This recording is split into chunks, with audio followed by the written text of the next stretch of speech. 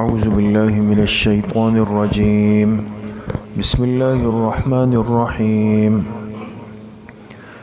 ان قارون كان من قوم موسى فبغى عليهم وآتيناه من الكنوز ما إن مفاتحه لتنوء بالعصبة أولي القوة إذ قال له قومه لا تفرح إن الله لا يحب الفرحين وابتغ فيما آتاك الله الدار الآخرة ولا تنس نصيبك من الدنيا وأحسن كما أحسن الله إليك ولا تبغ الفساد في الأرض إن الله لا يحب المفسدين صدق اللہ العظیم۔ یہ سورۃ القصص کی آیت نمبر 76 اور آیت نمبر 77 آپ حضرات کے سامنے پڑھی گئی۔ گزشتہ کل کے درس میں یہ بات گزری تھی کہ اس کائنات کا یہ خوبصورت نظام جو چل رہا ہے اور ہم اپنی آنکھوں سے دیکھتے ہیں کہ رات گزر جاتی ہے، پھر دن آتا ہے، پھر دن گزر جاتا ہے، پھر رات آتی ہے، یہ پورے نظام کا ترتیب کے ساتھ اپنے وقت پر چلنا یہ انسان کے بس اور اختیار کی بات نہیں ہے، بلکہ یہ سب کچھ کرنے والی ذات کون سی ہے؟ اللہ تعالیٰ کی۔ اور اسی توازن اور ترتیب کا نتیجہ یہ ہے کہ انسان کی زندگی مرتب ہے۔ رات کو ہم آرام کر لیتے ہیں، جب دن کی روشنی ہوتی ہے ہم اپنے دنیا کے کام، رزق حلال کی فکر، یہ سارے معاملات ہم انجام دے دیتے ہیں۔ تو اس کائنات کے حقیقی بادشاہ کو چھوڑ کر انسان ایسے سہاروں کو لے کہ جن کی کوئی حقیقت نہیں اور جن کی کوئی حیثیت نہیں، یہ بہت بڑے خسارے کا سودا ہے۔ آج کی جو آیات ہے اس میں اللہ پاک نے ایک مثال دی ایک شخص کی، اور انسان کو سمجھایا کہ اللہ کے مقابلے میں کفر کے راستے کو اختیار کرنا اور اللہ کی نافرمانی پر اترنے کا انجام بد دنیا میں کیا ہے۔ ایک انسان حق اور ہدایت کے ہوتے ہوئے پھر بھی کفر اختیار کر لے، پھر بھی نافرمانی میں چلا جائے تو اس کا انجام کیا ہوگا، ایک بات۔ دوسری بات، اللہ پاک نے انسان کو سمجھایا کہ مال اور منصب اگر دنیا کی بنیاد پر ہے تو اللہ کی نظر میں اس کی کیا حیثیت ہے، جس پر انسان آج اتراتا ہے کہ بھئی مال کی بنیاد پر، منصب کی بنیاد پر کیوں کسی کو نبی نہیں بنایا گیا؟ ہونا تو یہ چاہیے تھا کہ جو مکہ اور طائف کے مالدار لوگ ہیں، تاجر ہیں، نبی ان میں سے آتے، لیکن عبد المطلب کے یتیم پوتے کے گھر میں نبوت دے دی گئی، یہ ان کی سمجھ میں نہیں آ رہا تھا۔ اللہ پاک نے سمجھا دیا کہ دنیا کے مال کی اور دنیا کے عہدے کی حیثیت اور حقیقت کیا ہے۔ ان آیات کا ترجمہ ہے ان قارون کان من قوم موسیٰ، بے شک قارون یہ موسیٰ علیہ السلام کی قوم میں سے تھا، فرد تھا۔ فبغى علیہم، پھر اس نے اپنی قوم کے خلاف سرکشی اختیار کر لی۔ وآتیناہ من الکنوز، اور ہم نے اس قارون کو ایسے خزانے دیے، ما ان مفاتحہ، کہ جس کی صرف چابیاں اتنی وزندار تھی کہ لتنوء بالعصبۃ اولي القوہ، ایک طاقتور جماعت ان چابیوں کو لے کر چلتی تھی، چابیوں کو۔ اذ قال له قومه لا تفرح، پھر یاد کرو اس وقت کو جب اس کی قوم نے، یعنی سنجیدہ افراد نے اس کو کہا لا تفرح، اپنے اس خزانے اور مال کی بنیاد پر اتراؤ مت، اکڑ مت دکھاؤ، ان اللہ لا يحب الفرحین، بے شک اللہ تعالیٰ اکڑ دکھانے والوں کو پسند نہیں فرماتے۔ وابتغ فیما آتاک اللہ الدار الآخرہ، اور جو کچھ اللہ پاک نے تجھے مال دیا ہے اس کے ذریعے سے آخرت کے گھر کو تلاش کر لو، دنیا میں مال خرچ کر کے آخرت کی زندگی کو سنوار لو۔ ولا تنس نصیبک من الدنیا، اور جو دنیا میں اللہ نے تمہیں حصہ دیا ہے اس کو مت بھلاؤ، یعنی اس حصے کے ذریعے سے آخرت سے غافل مت ہو جاؤ.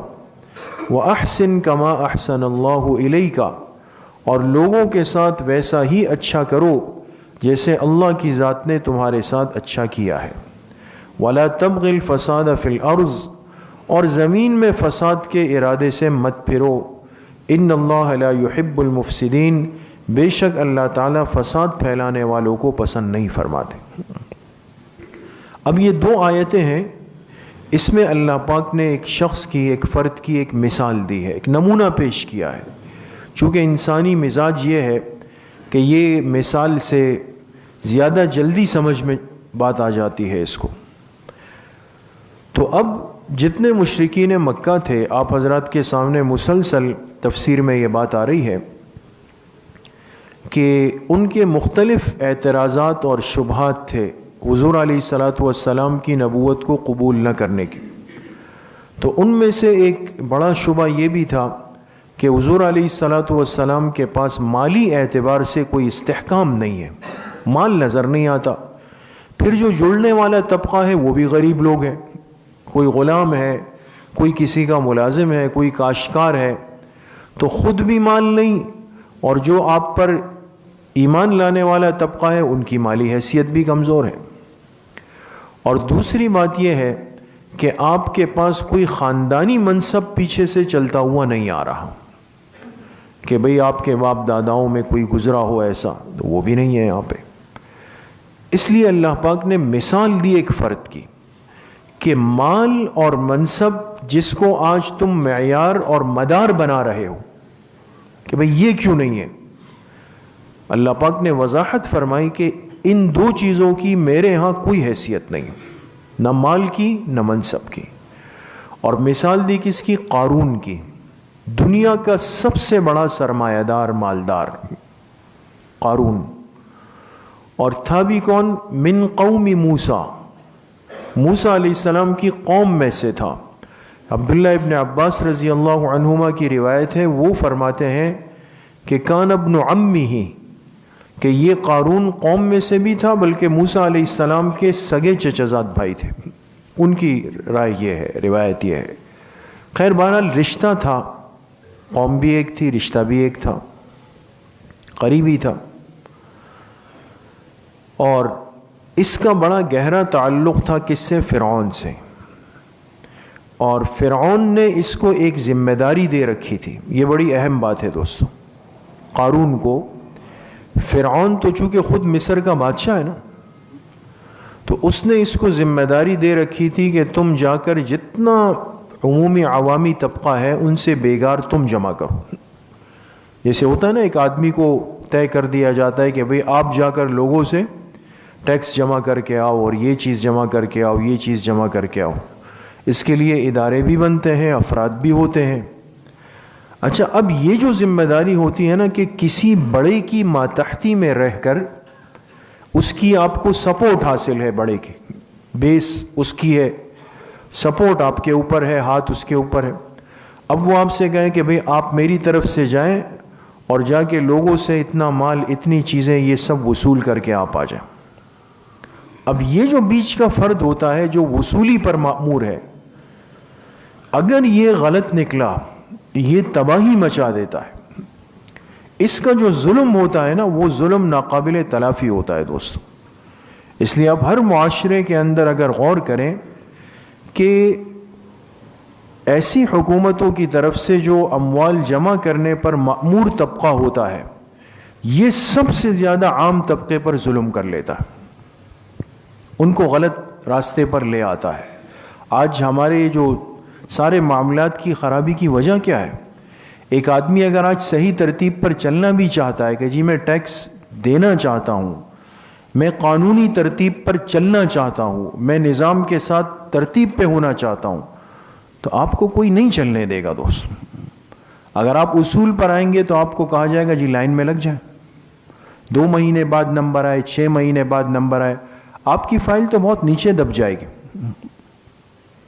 اب ایک ترتیب پر چلنے والا، ہر چیز ادا کرنے والا اور شریعت کی خلاف ورزی نہ کرنے والا، اس کو لگا دیا گیا لائن میں.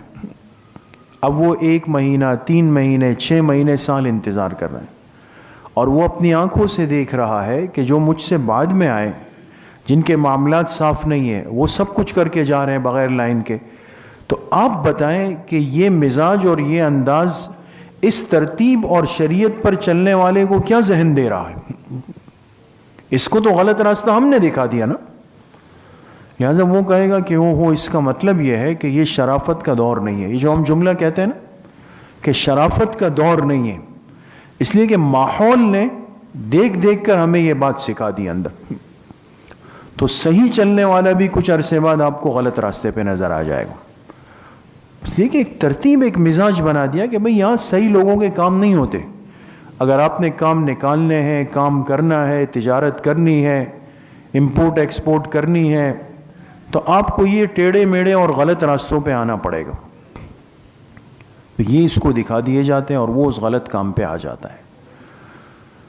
تو اس ذریعے سے مال کمانا دوستوں، کہ انسان کسی پر ظلم کرے، کسی کو غلط راستہ بتائے، غلط ترتیب بتائے کہ بھئی آپ دے دیں مجھے ذرا ایک لفافہ مجھے دے دیں، میں آپ کی ترتیب حل کر لیتا ہوں. یہ لفافے لے کر انسان اپنا ایک بڑا بینک اکاؤنٹ بنا لیتا ہے، اسٹیٹمنٹ بنا لیتا ہے، اس کی بڑی عمارتیں کھڑی کر دیتا ہے، بڑا کام کھڑا کر دیتا ہے اپنا. لیکن یہ عمارتیں اور یہ کام اور یہ اسٹیٹمنٹ اور یہ اکاؤنٹ یہ کب تک چلیں گے دوست؟ یہ تو بہت بڑا بوجھ کندھے پر جمع ہوتا چلا جا رہا ظلم کے زمرے میں. تو قارون کی ڈیوٹی یہ تھی کہ اس نے فرعون کی طرف سے مقرر ہو کے لوگوں سے اموال جمع کرنا شروع کی. تو اصل تو فرعون کے لیے جمع ہو رہے تھے، لیکن بیچ میں اپنے خانچے بھی بنائے اس نے کہ بھئی چلے میرا بھی کام ہوتا رہے. تو اتنا مال اس نے جمع کر لیا، اتنا بھرپور مال جمع کیا کہ جس کی حد نہیں تھی. ایک بات. دوسری بات، وَآتَيْنَاهُ مِنَ الْكُنُوزِ، آیت پہ غور کریں دوستوں. اللہ پاک فرما رہے ہم نے اس کو خزانے دیے. اب جو اللہ نے خزانے دیے وہ تو اس غلط ترتیب والے نہیں ہیں. یہاں مفسرین نے لکھا ہے کہ حضرت یوسف علیہ السلام کے دور سے ایک خزانہ مصر میں بہت بڑا دفن ہوا تھا یوسف علیہ السلام کے دور میں، اور وہ کسی ذریعے سے قارون کو اس کا سراغ مل گیا تھا کہ فلاں جگہ پر ایک خزانہ دفن ہے. اب ایسا خزانہ جو زمین میں کسی کو مل جائے، اب یہ ایک الگ فقہی مسئلہ ہے کہ زمین میں دفن شدہ خزانہ مل جائے جس کے مالک کا کوئی علم، کچھ عطا پتہ نہیں ہے، اتفاقاً جیسے کھدائی ہو رہی ہے اور نیچے سے کوئی خزانہ نکل آیا. اب اس خزانے کا کیا ہوگا؟ اس کا تو کوئی مالک نہیں ہے. تو حکم یہ کہ اس میں سے 5واں حصہ لے کر تو بیت المال میں، سرکاری خزانے میں ڈال دیا جائے، باقی 4 حصے جو ہے وہ اس پانے والے کے ہو جاتے ہیں. تو یہ اللہ پاک کی طرف سے ہے. تو اس کو ایک بہت بڑا خزانہ مل گیا تھا جو یوسف علیہ السلام کے دور میں دفنایا گیا. اب مال اتنا بڑھ گیا کہ اس خزانوں کو جمع کر کے اس کی چابیاں بنا کر باقاعدہ ایک جماعت تھی بالعصبہ، عصبہ 3 سے لے کر 10 تک کے افراد پہ، یعنی ایک جماعت باقاعدہ اس کی چابیاں لے کر کے چل رہی ہوتی تھی، اور بڑے جاؤ حشم کے ساتھ یہ جا رہا ہوتا تھا.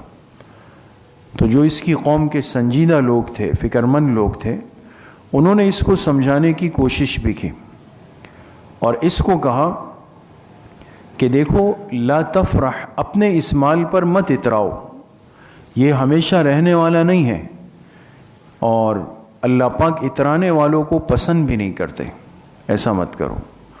دوسرا اس کو کہا کہ جو اللہ پاک نے تجھے مال دیا ہے، اس مال میں اللہ پاک نے ایک حق جوڑ رکھا ہوتا ہے، وہ حق مت بلاؤ، وہ حق وقت پہ ادا کر دیا کرو. اور تیسرا اس کو کہا وَلَا تَنْسَ نَصِيبَكَ مِنَ الدُّنْيَا، انسان دنیا کے مال میں سے حصہ نکال کر آخرت میں اپنا گھر بنا رہا ہوتا ہے، اس کی بھی فکر کر لو. اور جیسے اللہ نے آپ پر احسان کیا، آپ کو تیار خزانہ مل گیا، آپ بھی غریب لوگوں کا خیال رکھو، زمین میں فساد کے ارادے سے مت پھرو. یہ ساری باتیں اس سے ہوئی. اب پھر ہوا کیا، وہ تو آگے آیت آ رہی ہے، اس میں بات واضح ہو جائے گی. لیکن ایک بات میرے عزیزوں، دوستوں، بزرگوں، یہ واضح ہے کہ قارون کے پاس مال بھی اتنا بڑا خزانہ اس کے پاس، قارون کے پاس منصب بھی سب کچھ، لیکن ناکام ترین انسان آگے آئے گا کہ زمین میں دھستا ہوا چلا گیا، ختم۔ اگر مال کی کثرت اور عہدے کا بڑا ہونا یہ قبولیت کا معیار ہوتا تو قارون کیوں ذلیل اور ناکام ہو کے دنیا سے گیا؟ وہ تو ناکام ہو کے گیا۔ اس لیے مال نعمت ہے بشرطے کہ انسان اس کا تحمل کر سکے۔ اس لیے ہمارے اس مبارک دین میں آپ دیکھیں نا، ہمیں حکم دیا کہ سال پورا ہو جائے تو اس کی 2.5% زکوٰۃ نکال دو۔ جب عید الفطر آ جائے تو حکم دیا کہ صدقہ فطر نکال لو۔ عید الاضحیٰ آیا تو فرمایا کہ اس میں سے مال نکال کے قربانی کا جانور ذبح کر دو۔ کسی کی زمین فصلیں ہیں، اس کو حکم دیا کہ فصل آ جائے تو اس کا عشر ادا کر دو۔ کسی کے جانور ہے تو اس کو حکم دیا کہ جانوروں کی زکوٰۃ ادا کر دو۔ مستورات کے پاس سونا چاندی زیورات ہے، ان کو حکم دیا کہ سال پورا ہونے پر ان کی زکوٰۃ ادا کرو۔ دیکھیں یہ مال کے نکالنے کا، انفاق کا، خرچ کرنے کا، صدقے کا حکم کیوں دیا؟ تاکہ انسان جب مال میں سے خرچ کرتا ہے نا تو اس کی عقل، اس کا دماغ ٹھکانے رہتا ہے۔ ورنہ اگر انسان مال جمع کرنے کا عادی بن جائے تو اس میں اور قارون اور فرعون میں فرق نہیں ہوتا۔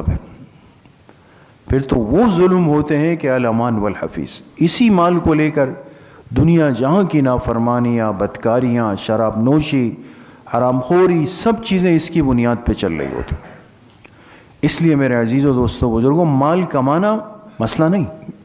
انسان کے پاس جتنی طاقت ہے رزق حلال کی فکر کریں، لیکن اس کے ساتھ ساتھ اللہ کے راستے میں خرچ کرنے کی، صدقے کی بھی اتنی ہی فکر کریں۔ روز کی بنیاد پر اپنے مال میں سے صدقہ نکالیں۔ اپنے خاندان کے غریب، اپنے محلے کے غریب، اپنے شہر کے غریب متعلقین کو ڈھونڈ ڈھونڈ کر ان کی ضروریات کو پورا کرنے کی فکر کریں۔ رزق میں برکت بھی آتی ہے، انسان میں مال کا تحمل پیدا ہو جاتا ہے، اس کا دماغ قابو سے باہر نہیں ہوتا، اور اس کے ساتھ ساتھ اللہ پاک کا قرب اس کو نصیب ہوتا چلا جاتا۔ اللہ پاک مجھے بھی آپ سب کو صحیح عمل کی توفیق نصیب فرمائے۔ الحمدللہ رب العالمین والصلاة والسلام علی سیدنا